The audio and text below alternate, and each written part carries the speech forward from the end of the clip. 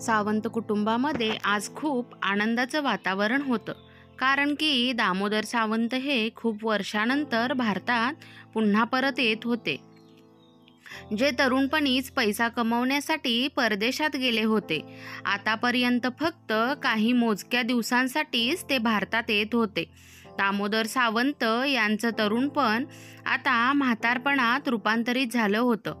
डोक्यावरची केस देखील पांढरी झाली होती आणि आता तर ते कितीतरी आजारांनी ग्रासले होते. ते जेव्हा भारतातून दुबईला गेले होते तेव्हा मुलं खूप लहान होती आणि त्यांची बायको शालिनीताई सुद्धा तरुण होत्या. त्या दामोदर सावंत यांना बोलायच्या, अहो तुम्ही इथेच कुठेतरी काम शोधा, मी तुमच्याशिवाय 10 वर्षे कसे घालवणार. शालिनीताईच्या डोळ्यातून अश्रू वाहत होते. त्यांच्या लग्नाला फक्त 5 वर्ष झाली होती आणि मग एका वर्षानंतर एक 2 वर्षाच्या अंतराने एकामागून एक 4 मुले देखील झाली होती. घराचा खर्च अचानकच एकदम इतका वाढला होता की नवऱ्याच्या पगारात घर खर्च भागवणे खूप मुश्किल होत होतं. परंतु तरी देखील शालिनीताई खूप कष्टाने घराचा खर्च त्याच पगारात भागवत होत्या. परंतु एकदा दामोदर सावंत यांच्या मित्राने त्यांना सांगितले की तू दुबईला जाऊन पैसे कमव. जर तुझी अशी इच्छा असेल की तुझं म्हातारपण अगदी आरामात जावं तर मग तू दुबईत जाऊन मेहनत कर आणि पैसे घरी पाठवत जा. इकडे तुझं कुटुंब त्याचं स्वतःचं घर आणि त्यांना आवश्यक असणाऱ्या सर्व वस्तू खरेदी करतील आणि जेव्हा तू पुन्हा परत इकडे येशील तेव्हा तू तुझं आयुष्य अगदी आरामात घालवशील. तेव्हा दामोदर सावंतला देखील त्याच्या मित्रांचं बोलणं योग्य वाटलं. त्यांनी विचार केला, मेहनत तर प्रत्येक ठिकाणी करायचीच आहे, परंतु भारतात मेहनतीचा इतका मोबदला कुठे मिळतो. जर बाहेर परदेशी गेलो तर खूप मेहनत करून काबाड कष्ट करून भरपूर पैसा कमवेन आणि मग त्याच पैशातून मुलांना चांगलं शिक्षण देऊ शकेल. हे त्यांचे विचार. जेव्हा त्यांनी शालिनीताईंना बोलवून दाखवले तेव्हा शालिनीताई त्यांच्याकडे एकटक पाहू लागल्या आणि बोलू लागल्या, तिकडे जाणं खरंच गरजेचं आहे का. आपण या एवढ्या पैशात देखील आपलं भागवतोय ना. मी तर कधीही तुमच्याकडे या बाबतीत तक्रार देखील केली नाही. त्यावर दामोदर सावंत बोलू लागले, शालू जरा मुलांचा विचार कर. जर त्यांना चांगलं शिक्षण मिळालं तर त्यांचं भविष्य देखील चांगलं असेल आणि मी तर त्यांच्यासाठीच तिकडे जात आहे. शालिनीताईच्या डोळ्यात पाणी आलं होतं. त्या बोलू लागल्या, 10 वर्षाचा काळ हा काही कमी नाही. परंतु दामोदर सावंतने मनातल्या मनात दुबईला जाण्याचं निश्चय केलं होतं. त्यांनी शालिनीताईंचं काहीच एक ऐकलं नाही आणि त्यांनी शालिनीताईचे दागिने विकले आणि दुबईसाठी लागणारा व्हिसा बनवून घेतला. 10 वर्षात त्यांनी जे काही कमावलं ते शालिनीताईला पाठवायचे आणि शालिनीताई देखील आपल्या नवऱ्याच्या कमाईला कधीही वाया जाऊ दिलं नाही. त्या पैशात त्यांनी स्वतःसाठी घर विकत घेतलं. सोबतच त्या पैशांनी जमीन देखील विकत घेतली. 10 वर्षानंतर जेव्हा दामोदर सावंत पुन्हा भारतात परत येणार होते तेव्हा त्यांच्या मालकाने त्यांना सांगितलं की तुला फक्त मी 3 दिवसाची सुट्टी देऊ शकतो. 3 दिवसानंतर तुला पुन्हा परत यावं लागेल. दामोदर सावंत जेव्हा भारतात आले तेव्हा शालिनीताई त्यांना म्हणाल्या, बस आता तुम्ही परत तिकडे जाणार नाही. परंतु मोठा मुलगा म्हणू लागला की मला इंजिनिअरिंगला ॲडमिशन घ्यायचं आहे आणि त्यासाठी लाखो रुपयांचा खर्च आहे. मुलगी देखील वयात आली होती आणि तिचं देखील काही वर्षानंतर लग्न करणं गरजेचं होतं. दामोदर सावंतने विचार केला की 10 वर्ष अजून दुबईमध्ये काबाड कष्ट केलं तर परिस्थिती अजून चांगली होईल आणि मुलांच्या या आर्थिक अडचणी आहेत त्या देखील आरामात दूर होतील. शालिनीताई डोळ्यातून अश्रू ढाळत होता. परंतु दामोदर सावंत काही थांबले नाही. त्यानंतर दुसऱ्यांदा जेव्हा दामोदर सावंत भारतात आले तेव्हा त्यांनी त्यांच्या मोठ्या मुलाचे आणि मुलीचे लग्न केले. मुलगा 25 वर्षाचा झाला होता तर मुलगी 23 वर्षांची झाली होती. त्यांचं लग्न जमवेपर्यंत सगळं काही शालिनीताईंनीच केलं होतं. शालिनीताई आता आजारी पडू लागल्या होत्या. मुलाच्या लग्नासाठी दामोदर सावंतने बऱ्यापैकी खर्च केले आणि मुलांचे लग्न धूमधडाक्यात पार पाडले. तेव्हा दामोदर सावंत 1 महिन्याच्या सुट्टीवर आले होते. सर्व काही सुरळीत चालू होते. एक दिवस दामोदर सावंत यांचा मोठा मुलगा म्हणाला, बाबा, आता मला देखील व्यवसाय करायचा आहे. मी सगळीकडे माझे हातपाय मारले परंतु मला नोकरी मिळत नाही. तेव्हा दामोदर सावंत म्हणाले, बेटा, तुला काळजी करण्याची काही गरज नाही. तुझा बाप जिवंत असताना तू काळजी का करतोस? आणि मग त्यानंतर 20 लाख रुपयांचा चेक दामोदर सावंत यांनी त्यांच्या मोठ्या मुलाच्या हातात ठेवला आणि बोलू लागले, हे घे, तुला जो काही व्यवसाय करायचा आहे तो कर. तो 20 लाखाचा चेक पाहून मोठा मुलगा खूपच खुश झाला. त्याला तर त्याचे दोन्ही पाय हवेत आहेत असे वाटत होते. तो मनातल्या मनात म्हणाला, माझे वडील दुबईत इतके पैसे कमवतात, मग मला काही काम करायची गरजच नाही. ते तर मला पैसे हवे होते म्हणूनच कारण दाखवावं लागलं. आणि बाबा पण किती भोळे आहेत ना, लगेच मला 20 लाख रुपये देऊन टाकले. आता मी मस्तपैकी हनीमून एन्जॉय करणार. आणि मग दुसऱ्याच दिवशी त्याने बायकोसोबत बेंगलोरला हनीमूनसाठी जाण्याचा प्लॅन बनवला. तो दामोदर सावंत जवळ येऊन म्हणाला, बाबा, मी आणि माझी बायको आम्ही हनीमूनसाठी बेंगलोरला जात आहोत, फक्त 1 आठवड्यासाठी. आणि मग फिरून आल्यानंतर मी माझं काम सुरू करेन. शालिनीताईंची तब्येतही काही दिवसांपासून खूपच बिघडत होती. दुबईमध्ये असताना तर दामोदर सावंत शालिनीताईसोबत जेमतेम 2 ते 3 मिनिटे बोलायचे.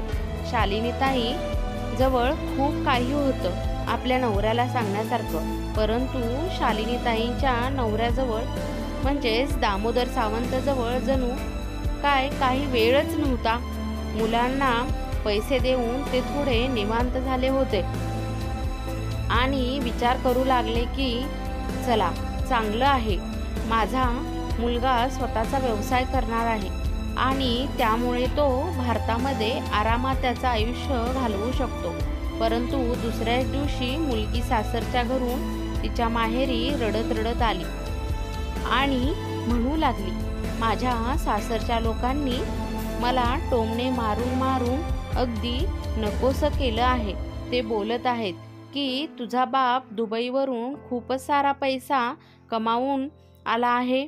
मग असं असताना आमच्या मुलाला जर एक गाडी खरेदी करून दिली असती तर तुमचं काय मोठं नुकसान झालं असतं का? आम्ही तर तुझ्यासोबत यासाठीच आमच्या मुलाचं लग्न लावून दिलं होतं की तुझा बाप दुबईमध्ये जाऊन पैसे कमावतो आणि मग त्यामुळे स्वतःच्याच मुलीला ट्रक भरून वस्तू, दागिने असं काही देईल. परंतु आमची तर खूपच निराशा झाली आहे. मुलीचं बोलणं ऐकून दामोदर सावंतने मुलीला शांत केलं. त्यांच्या अकाउंटमध्ये आता फक्त 10 लाख रुपये शिल्लक होते आणि त्यांनी ते पैसे स्वतःसाठीच ठेवले होते, जेणेकरून उतरत्या वयात त्यांना त्यांच्या गरजेच्या वस्तू उपयोगी पडतील. बाकीचे पैसे तर त्यांनी सर्व काही भारतामध्येच पाठवले होते. शालिनीताईंचा मुलगा लगेचच शालिनीताईंकडून सगळे पैसे घ्यायचा आणि बोलायचा, आई, तू काय करणार आहेस या पैशाचं? घरातलं खर्च मी सांभाळेन. आणि ते सर्व पैसे तो त्याच्या ऐशोआरामात उडवायचा. मुलीच्या डोळ्यातील अश्रू पाहून दामोदर सावंतचं हृदय तीळ तुटत होतं. ते बोलू लागले, बेटा, तू रडणं बंद कर. मी उद्या तुझ्या नवऱ्यासाठी गाडी घेऊन देतो 10 लाख रुपयांची. गाडी दुसऱ्या दिवशी दामोदर सावंतने जावयासाठी गाडी घेऊन दिली. तेव्हा कुठे जावयाचा मूड थोडा चांगला झाला. मुलीच्या चेहऱ्यावर देखील हसू आलं आणि ते पाहून दामोदर सावंतला देखील बरं वाटलं.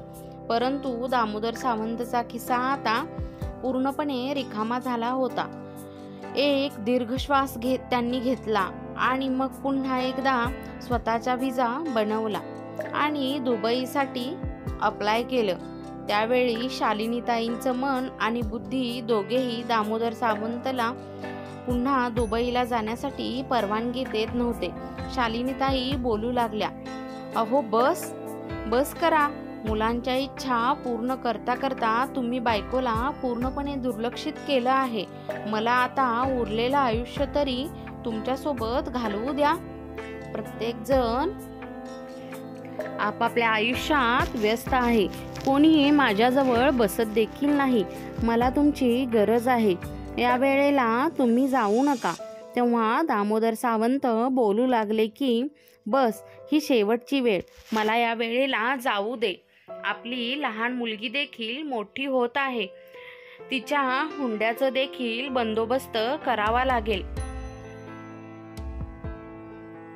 विचार करतोय या वेळेला लहान जावयाला आधीपासूनच गाडीची चावी देईन. आपली मोठी मुलगी जेव्हा रडत रडत माहेरच्या दारापाशी आली होती ते बघवलं नाही मला. ते माझ्या लहान मुलीच्या सोबत होऊ नये म्हणून मी अगोदरच तयारी करून ठेवीन. शालिनीताईंनी दामोदर सावंतला मिठी मारली आणि रडू लागल्या आणि बोलू लागल्या, लग्नाच्या नावाखाली तुम्ही फक्त मला 5 वर्षे दिली आहेत. त्यानंतर तर मी फक्त एकटेपणा सहन केला आहे आणि कधीही न संपणारी प्रतीक्षा. माझ्या डोळ्यासमोर तुम्ही निघून जाता. तुम्ही माझ्याबद्दल थोडा देखील विचार का नाही करत? शालिनीताई दामोदर सावंतला जाऊ देत नव्हत्या. परंतु तरी देखील मुलांसाठी दामोदर सावंत पुन्हा दुबईला गेले. परंतु त्यांना हे ठाऊक नव्हतं की काही वर्षानंतर जेव्हा ते ही बातमी ऐकतील ती बातमी त्यांच्या हृदयाचे तुकडे तुकडे करणारी होती. त्यांना दुबईला येऊन फक्त 2 वर्षे झाली होती की तेवढ्यातच मुलाचा फोन आला. मुलगा रडत रडत बोलत होता, बाबा, आई आपल्याला सोडून गेली आहे.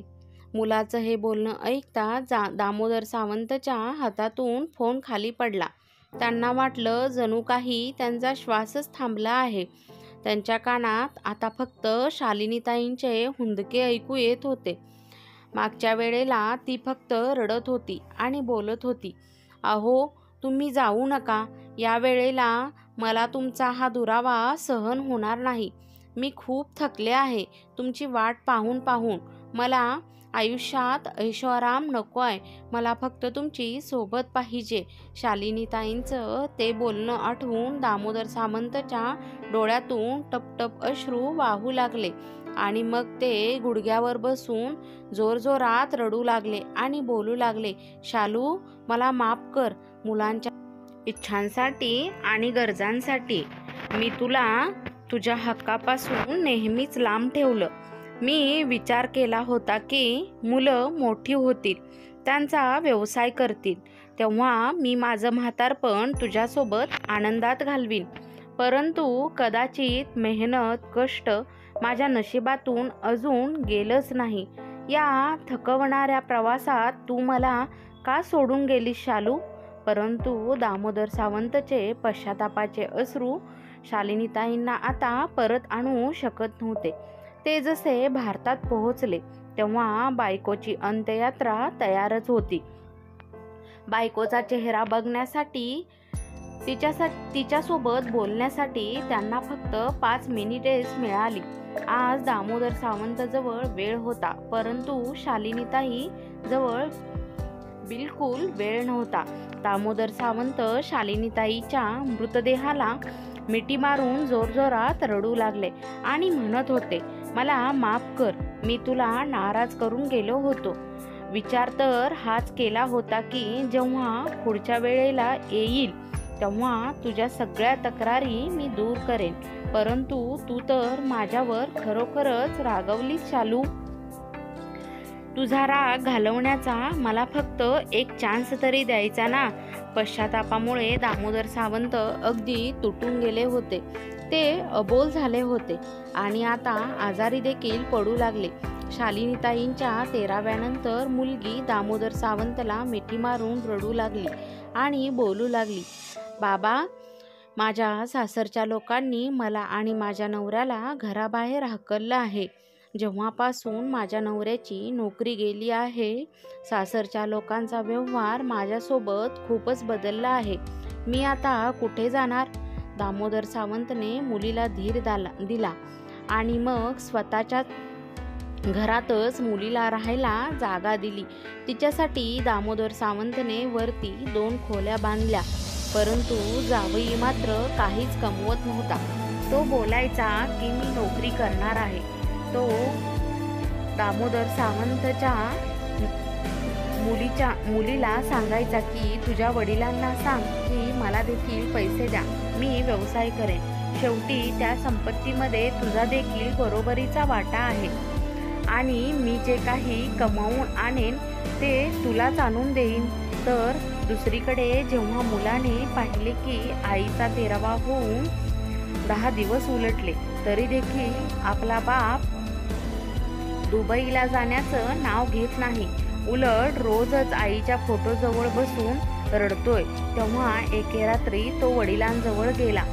सुरुवातीला तर तो इकडच्या तिकडच्या गप्पा मारू लागला. त्यानंतर दामोदर सावंतला विचारले, बाबा, तुम्ही पुन्हा दुबईला कधी जाणार आहात? त्यावर दामोदर सावंत बोलू लागले की आता मी दुबईला जाणार नाही.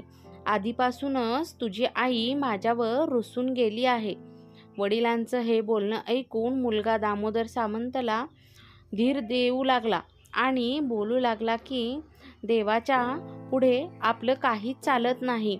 देवाने आईला बोलावलं त्यामुळे आई निघून गेली, परंतु तुम्ही इथे असे राहून काय करणार आहात? मी तर स्वतः कंगाल झालो आहे. माझ्याकडे आता काहीच पैसे नाहीत. मुलाचं बोलणं ऐकून दामोदर सावंत हैराण होऊन त्याच्याकडे पाहू लागले आणि बोलू लागले, मी तुला 20 लाख रुपये दिले होते व्यवसाय करण्यासाठी. त्यावर तो मुलगा म्हणाला की मी व्यवसाय तर सुरू केला होता, परंतु त्यानंतर आई आजारी पडली आणि मग आईच्या आजारपणावर माझा पैसा पाण्यासारखा खर्च झाला. हे बोलताना मुलाने आपली भाषा थोडी बदलली होती. तर दामोदर सावंत बोलू लागले की जर शालिनी एवढीच आजारी होती तर तुम्ही मला का नाही सांगितलं?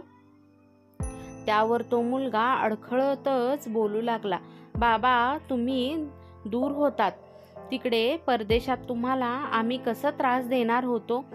दामोदर सावंत बोलू लागले की माझ्याजवळ आता जास्त पैसे नाहीत. त्यावर तो मुलगा बोलू लागला, बाबा, तुम्ही आमच्यावर उपकार करा, पण दुबईला जा आणि मग तिथे गेल्यावर मला लगेचच पैसे पाठवा. यावेळेला मी खूप मेहनत करेन आणि तुम्हाला कमावूनच दाखवेन. दामोदर सावंतने एक नजर आपल्या मुलावर टाकली आणि त्यानंतर दीर्घ श्वास घेतला. दामोदर सावंतने तर मनामध्ये पक्क केलं होतं की ते पुन्हा दुबईला कधीच जाणार नाहीत. त्यांना तर त्या घरातून जाण्याचे मनच करत नव्हते.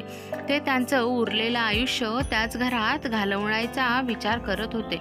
परंतु जेव्हा मुलाचं बोलणं ऐकलं तेव्हा ते विचारातच पडले आणि ते पूर्ण रात्र झोपू शकले नाहीत. दुसऱ्या दिवशी सकाळीच वरून मुलीचा आणि जावयाचा भांडण्याचा आवाज येऊ लागला. त्यांच्या भांडण्याचा आवाज ऐकून दामोदर सावंतला आश्चर्य वाटलं की त्यांच्या जावई त्यांच्याच घरात राहून त्यांच्याच मुलीसोबत कसं काय भांडू शकतो. दामोदर सावंत हळूहळू पायऱ्या चढून वर त्यांच्या रूमच्या दिशेने जाऊ लागले. जावई आणि मुलीच्या रूममध्ये पोहोचण्यासाठी काहीच पायऱ्या शिल्लक होत्या. तितक्यात त्यांच्या कानावर जावयाचा आवाज आला. जावई बोलत होता की तुझा बाप अजूनही मला पैसे का देत नाही? तो मला जेव्हा काही पैसे देईल तेव्हाच मी काहीतरी वाणसामान आणून घेईन. माझ्या खिशात तर आता 1 रुपया देखील शिल्लक नाही. तुझ्या बापाला तर आपली काहीच काळजी नाही. जे काही पैसे असतील ते फक्त स्वतःच्या मुलाच्या हातावर ठेवतो. जर तुझी इतकीच काळजी असती तर आतापर्यंत त्याने माझ्या हातावर पैसे ठेवले असते आणि मग त्यामुळेच मी माझा व्यवसाय सुरू करू शकलो असतो. तो जाणून बुजून मला कमीपणा आणतोय. मुलीने जेव्हा हे बोलणं ऐकलं तेव्हा ती रडू लागली आणि बोलू लागली की त्यांनी आपल्याला त्यांच्या घरात ठेवलं आहे ना, मग अजून त्यांनी काय केलं पाहिजे? सारखं सारखं माझ्या वडिलांकडून असं मागणं मला बरं वाटत नाही.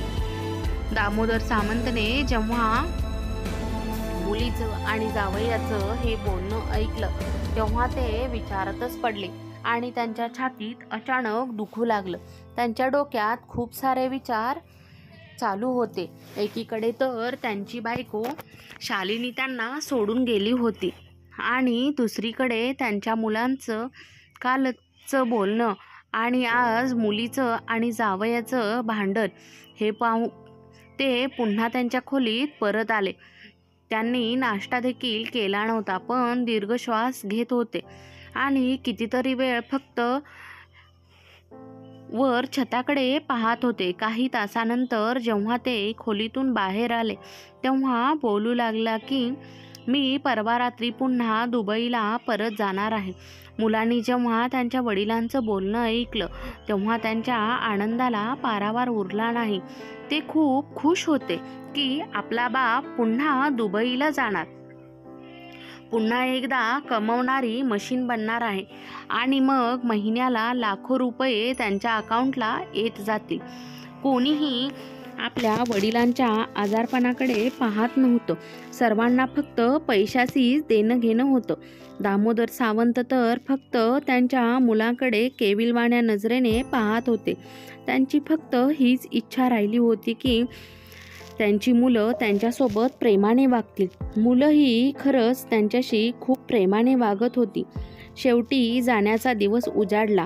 रात्री जेव्हा त्यांचा मुलगा त्यांना एअरपोर्टवर सोडण्यासाठी आला आणि जेव्हा तो म्हणाला की बाबा, पहिला पगार भारतात पाठवा जेणेकरून मी माझा व्यवसाय सुरू करेन. दामोदर सावंत यांना कळून चुकले की सर्वांना फक्त पैशाचीच लालसा आहे. कोणीही आपल्या आजारी वडिलांच्या चेहऱ्याकडे पाहत नाही. यावेळी जेव्हा दामोदर सावंत दुबईला गेले तेव्हा ते खूप जास्त मेहनत करू लागले. ते आधीपेक्षा डबल काम इथे करू लागले. त्यांचं म्हणणं होतं की या फेरीला खूप जास्त मेहनत करून, डबल मेहनत करून खूप सारे पैसे भारतात घेऊन जाईल आणि मग पुन्हा इथे येणारच नाही. ते तिथे 8 तासांची ड्युटी करायचे. तिथे ते आता 12 ते 16 तास काम करू लागले. अतिरिक्त कामामुळे त्यांची तब्येत आता आणखीनच खराब राहू लागली. परंतु असं असतानाही त्यांनी हार मानली नाही. प्रत्येक महिन्याला लाखो रुपये ते भारतात पाठवू लागले आणि सांगायचे की हे पैसे साठवून ठेवा आणि स्वतःचा व्यवसाय सुरू करा.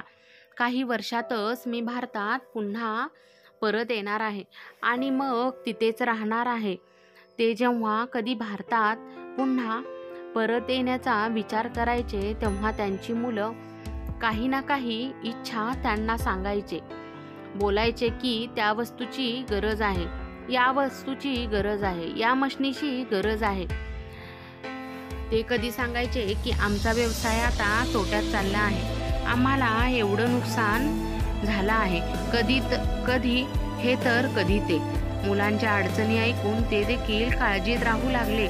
डोक्यावरची केस आता पांढरे होऊ लागले. दाढी तर केव्हाचीच पांढरी झाली होती. शरीरातील हाडं कमकुवत झाली होती.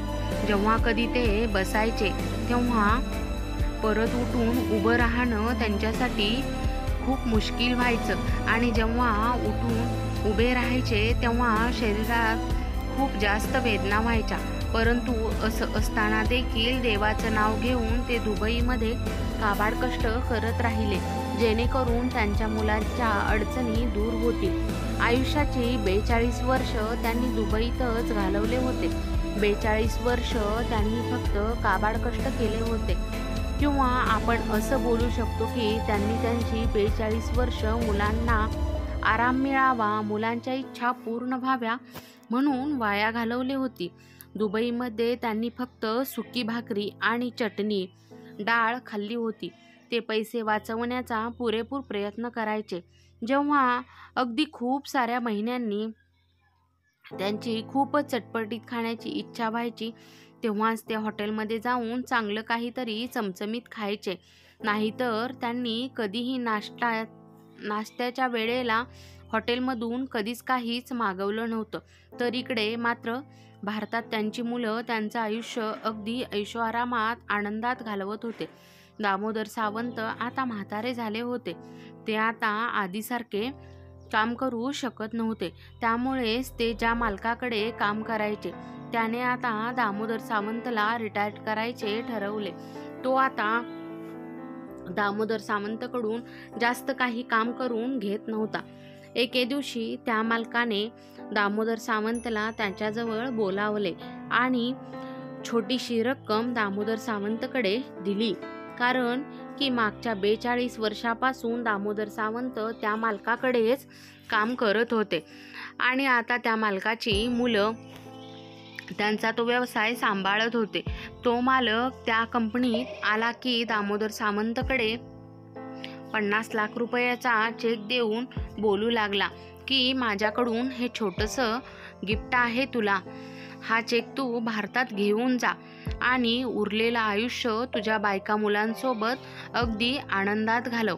दामोदर सावंतने जेव्हा तो चेक पाहिला तेव्हा त्यांच्या डोळ्यात अश्रू आले. ते आता रिटायर्ड झाले होते. त्यांनी एक नजर आपल्या शरीरावर टाकली आणि मग त्या चेकवर टाकली आणि मग त्याच वेळेला त्यांना शालिनीची खूप आठवण आली. कदाचित जर आज त्या जिवंत असत्या तर ते तिला आनंदाने सांगू शकले असते की ते आता भारतात कायमचे परत येत आहेत. दामोदर सावंतची मुलं तर दामोदर सावंतला फोन फक्त पैशांसाठीच करायचे. ते देखील एखादं मिनिटच बोलायचे. दामोदर सावंतने अगदी आनंदाने त्यांच्या मुलांना फोन केला, परंतु कोणीही त्यांचा फोन रिसीव्ह केला नाही. ते मुलांना सांगू इच्छित होते की ते पुन्हा भारतात येत आहेत, परंतु जेव्हा कोणीही फोन रिसीव्ह केला नाही तेव्हा त्यांनी स्वतः भारतात परत जाऊन सर्वांना सरप्राईज देण्याचं ठरवलं. त्यांनी त्यांचं सर्व सामान गोळा केलं आणि पुन्हा भारतात परत आले. जेव्हा एअरपोर्टवर पोहोचले तेव्हा मुलांना फोन करून सांगितलं की मी भारतात परत आलो आहे. माझी नोकरी आता संपली आहे. मी रिटायर्ड झालो आहे. सगळे खूप खुश झाले. मुलं आणि मुली सर्वजण घरात जमा झाले. सर्वांनी दामोदर सावंतच्या आवडीचे जेवण बनवलं आणि दामोदर सावंतची वाट पाहत होते. 2 मुलं एअरपोर्टवर गेले आणि दामोदर सावंतला घरी घेऊन आले. घरी येऊन जेव्हा दामोदर सावंतने आपल्या मुलासोबत नातवांना पाहिलं तेव्हा त्यांच्या चेहऱ्यावर हसू उमटलं. कमी होती ती फक्त शालिनीची. शालिनीताईंच्या आठवणीने दामोदर सावंतच्या डोळ्यात अश्रू आले होते. जर आज शालिनी येथे हजर असती तर किती चांगलं झालं असतं. त्यांची लहान मुलगी पण तिच्या सासरच्या घरी खूप खुश होती. त्या दिवशी ती आपल्या वडिलांसोबत राहिली आणि मग रात्री जेवण झाल्यानंतर तिच्या नवऱ्यासोबत तिच्या सासरी परत गेली. तर मोठ्या मुलीच्या नवरा तिथेच एक छोटासा व्यवसाय करत होता आणि कमावत होता. मोठ्या मुलीने आपल्या वडिलांचा चांगला पाहुणचार केला. त्यांच्यासोबत छान गप्पा मारत होती. तर सोबतच मुलं देखील दामोदर सावंत सोबत गप्पा गोष्टी करण्यात कुठेच कमी पडत नव्हते. त्यांच्या मनात फक्त हेच होतं की आपला बाप आता जे काही पैसे घेऊन आला आहे ते पैसे त्या दोघांपैकी कोणाला तरी एकाला देणार होता. दोघांची देखील अशीच इच्छा होती की वडिलांनी जास्तीत जास्त रक्कम आपल्या हिस्स्याला द्यावी. दामोदर सावंतने जेव्हा आपल्या मुलांचा पाहुणचार पाहिला तेव्हा ते खुश होऊन ते त्या मुलांना आशीर्वाद देऊ लागले. 2-3 दिवस अगदी आरामात आनंदात गेले आणि मग त्यानंतर दामोदर सावंतने डॉक्टरकडे जाऊन चेकअप करून घेतले, जेणेकरून त्यांच्या हाडांना जरा मजबूती येईल. कारण की दामोदर सावंतसाठी आता हळूहळू उठणे देखील खूप कठीण होत होते. जेव्हा दामोदर सावंतची तब्येत थोडी व्यवस्थित झाली तेव्हा त्यांनी मोठ्या मुलाला विचारलं, बेटा तू कुठे व्यवसाय करतोयस? जरा मला दाखव तर. मुलाने जेव्हा वडिलांचे बोलणे ऐकले तेव्हा तो खूपच घाबरला आणि मग इकडच्या तिकडच्या गप्पा मारू लागला. जेव्हा कधी दामोदर सावंत व्यवसायाबद्दल विचारायचे तेव्हा तो मुलगा वडिलांचे बोलणं किंवा त्यांना उत्तर देणं टाळायचा. दामोदर सावंतला आता नक्कीच काहीतरी गडबड आहे याची पुरेपूर कल्पना आली. एके दिवशी ते आणि त्यांची मुलगी निवांत बसून गप्पा मारत होते. मुलगी सांगू लागली, बाबा आमचं नवीन घर तयार होत आहे. आम्ही लवकरच नवीन घरात शिफ्ट होणार आहोत आणि तुम्ही आम्हाला जे पैसे दिले आहेत ते देखील आम्ही तुम्हाला परत करणार आहोत. जावई देखील तिथे आला होता आणि बोलू लागला की तुमचे आमच्यावर खूप उपकार आहेत. माझ्या स्वतःच्या घरातल्यांनी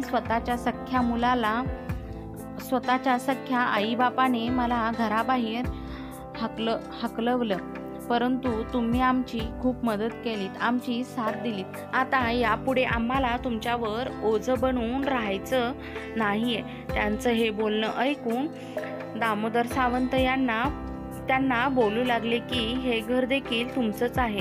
हे तुमचं स्वतःचं घर आहे. तुमची जितकी इच्छा असेल तिथपर्यंत तुम्ही राहू शकता. मी नेहमी तुमच्यासाठी हजर आहे. तेव्हा त्या मुलीने असंच गप्पा मारता मारता दामोदर सावंतला सांगितलं की मोठ्या दादाने अजूनही कोणताच व्यवसाय सुरू केला नाही. उलट या घराचा खर्च तुम्ही पाठवलेल्या पैशातूनच होतो. दादा उगाचच वायपळ खर्च करतो. तो त्याच्या बायकोची आणि मुलाची प्रत्येक इच्छा पूर्ण करण्यासाठी त्यांनी सांगितलेली रक्कम त्यांना देतो. दामोदर सावंतने आपल्या मुलीचे हे बोलणे ऐकले तेव्हा त्यांना खूप मोठा धक्का बसला. ते अगदी स्वतःच्या पोटाला चिमटा घेऊन पैसे भारतात पाठवत होते, जेणेकरून मुलगा चांगला व्यवसाय सुरू करेल. आजपर्यंत तर हिशोब मांडला तर त्यांनी आजपर्यंत करोडो रुपये मुलांच्या हातावर ठेवले होते. जर मुलांनी ठरवलं असतं तर त्या पैशांचा चांगला उपयोग करून महिन्याला लाखो रुपये त्यांनी कमवले असते. ही गोष्ट दामोदर सावंतच्या मनाला खूप लागली होती. मुलगी आणि जावई त्यांचं नवीन घर पाहण्यासाठी तिथून निघून गेले. तर दामोदर सावंत मात्र मनातल्या मनात मुलांवर खूपच रागवू लागले. त्यांना असं वाटू लागलं की जणू काय त्यांची 42 वर्षाची मेहनत अगदी मातीमोल ठरली आहे. काही दिवस निघून गेले. त्यानंतर एके दिवशी मोठा मुलगा दामोदर सावंतजवळ आला आणि बोलू लागला, बाबा कामामध्ये खूपच नुकसान होत आहे आणि मला माझ्या कामगारांना पगार द्यायचा आहे. तुमच्याजवळ किती पैसे आहेत ते द्या मला, जेणेकरून माझे जे नुकसान झालं आहे ते नुकसान मी त्या पैशातून भरून काढेन. दामोदर सावंतने जेव्हा हे ऐकलं तेव्हा ते त्यांच्या मुलाला बोलू लागले, तुला किती रक्कम पाहिजे? दामोदर सावंतचा मुलगा लगेचच विचारात पडला आणि बोलू लागला, 10-15 लाख रुपये खूप होतील. दामोदर सावंतने हे ऐकलं तेव्हा ते लगेचच उठून उभे राहिले आणि बोलू लागले की माझ्याजवळ तर 1 रुपया देखील नाही. मी कुठून तुला एवढे पैसे देऊ? माझी सर्व कमाई मी तुम्हा लोकांना पाठवली होती. आता माझे हात रिकामे आहेत. मुलाने जेव्हा दामोदर सावंतचे बोलणे ऐकले तेव्हा तो रागाने वडिलांकडे पाहू लागला आणि बोलू लागला, तुम्ही खोटे का बोलताय? असं कसं होऊ शकतं? तुम्ही 42 वर्ष नोकरी केली आहे आणि मग रिटायर्ड होताना तुम्हाला 1 रुपया देखील मिळाला नाही का? तुम्ही खोटं बोलताय. परंतु दामोदर सावंतने काहीही ऐकलं नाही. त्यांनी मुलासोबत भांडायला सुरुवात केली की मी लाखो रुपये तुम्हाला दिले आणि तुम्ही अजूनपर्यंत तुझा व्यवसाय सुरू केला नाहीस. निघून जा माझ्या खोलीतून. त्यावेळी तरी ती परिस्थिती निभावून गेली. परंतु दुसऱ्या दिवशी पुन्हा मुलगा त्यांच्याजवळ आला आणि जबरदस्तीने दामोदर सावंतकडे पैशाची मागणी करू लागला. जेव्हा दामोदर सावंतने पैसे देण्यास नकार दिला आणि मुलाची कॉलर पकडून जेव्हा त्याच्या एक कानाखाली लगावली तेव्हा तो मुलगा देखील खूप संतापला आणि मग दुसऱ्या क्षणी त्याने दामोदर सावंतची कॉलर पकडली. ते सर्व दृश्य पाहून दामोदर सावंतचे हृदय जणू बंदच पडलं होतं. दामोदर सावंतचा मुलगा त्यांची कॉलर पकडून उभा होता. मुलीने जेव्हा हा गोंधळ ऐकला तेव्हा ती लगेच खाली आली आणि भावाला मारू लागली. परंतु त्या भावाने स्वतःच्या बहिणीला मारून लांब केलं आणि बोलू लागला, खबरदार माझ्याजवळ जरी आलीस तर. इतकं बोलून दामोदर सावंतच्या मुलाने त्याच्या पायातील चप्पल काढली आणि वडिलांना चपलेने मारू लागला. ज्याने 42 वर्ष मुलांसाठी त्यांचं तरुणपण आणि म्हातारपण काबाड कष्टामध्ये घालवलं होतं, आज त्यांची परतफेड त्याला अशा प्रकारे मिळत होती. जेव्हा मुलगी काहीच करू शकत नव्हती तेव्हा मुलीने लगेचच तिचा मोबाईल सुरू केला आणि त्याचा व्हिडिओ बनवू लागली आणि लगेचच फेसबुकवर अपलोड केला. मुलाने बापाला मारून घरातून बाहेर हाकलून लावलं. तो अगदी मोठ्या आवाजात स्वतःच्याच बापाला वाईट साईट बोलत होता. तर दामोदर सावंत मात्र छातीवर हात ठेवून तसेच खाली कोसळले आणि मुलगी वडिलांजवळ पोहोचली आणि त्यांना उठवू लागली आणि छोट्या भावाला सांगू लागली, जा बाबांसाठी पाणी घेऊन ये. परंतु मोठ्या भावाने त्याला घरात येऊ दिलं नाही. बोलू लागला, कोणीही त्याला एक घोट पाणी देखील त्याच्या घशाखाली उतरवणार नाही. हा मरतोय तर मरू दे, कंगाल बाप कुठला. हे सगळं चालूच होतं की तितक्यातच खूप साऱ्या लोकांची गर्दी त्यांच्या घरासमोर जमली. सोबतच पोलीस आणि काही समाजसेवक देखील होते. ते दामोदर सावंतच्या मुलीकडे चौकशी करू लागले. तर ती सांगू लागली की तो व्हिडिओ मीच फेसबुकवर अपलोड केला आहे. माझा भाऊ माझ्या वडिलांना मारत होता. ही बातमी ज्याने ऐकली त्यांनी तर अक्षरशः कानावर हातच ठेवला. बोलू लागले की तर खूपच जास्त भयानक बातमी आहे. सख्खा मुलगा स्वतःच्या बापालाच मारत होता. पोलिसांनी लगेचच दामोदर सावंतच्या मोठ्या मुलाला ताब्यात घेतले. दामोदर सावंतच्या मुलीने आणि जावयांनी त्यांना दवाखान्यात नेले. दामोदर सावंत यांना हार्ट अटॅक आला होता, कारण की तो प्रसंग त्यांच्यासाठी खूपच भयानक होता. परंतु काही आठवड्यानंतर दामोदर सावंतच्या तब्येतीत सुधारणा होऊ लागली. तेव्हापर्यंत मुलीचं आणि जावयाचं घर देखील तयार झालं होतं. ते लोक त्यांचं ते जुनं घर सोडून नवीन घरात शिफ्ट झाले आणि मग मुलगी देखील आपल्या वडिलांना घेऊन आपल्या नवीन घरात आली. जेव्हा दामोदर सावंतने आपल्या मुलीचं आणि जावयाचा तो पाहुणचार पाहिला तेव्हा त्यांच्या डोळ्यात अश्रू येऊ लागले. कोणीतरी त्यांच्या मुलांपैकी त्यांच्यासोबत होतं. मरणाच्या आधी दामोदर सावंतने त्यांच्याजवळ असलेला 50 लाख रुपयांचा चेक आणि त्यांच्या नातवांच्या नावावर केला. त्यांनी त्यांचे सर्व पैसे त्यांच्या मुलीमध्ये वाटले होते, तर मुलांना 1 रुपया देखील दिला नव्हता. तर मैत्रिणींनो आणि मित्रांनो, तुम्हाला काय वाटतं, या कथेमध्ये चुकीचं कोण असेल? दामोदर सावंत, ज्यांनी आपलं संपूर्ण आयुष्य फक्त मुलांच्या सुखासाठी घालवलं, की त्यांची लालची मुलं? कथा आवडली असेल तर चॅनलला लाईक, शेअर, सबस्क्राईब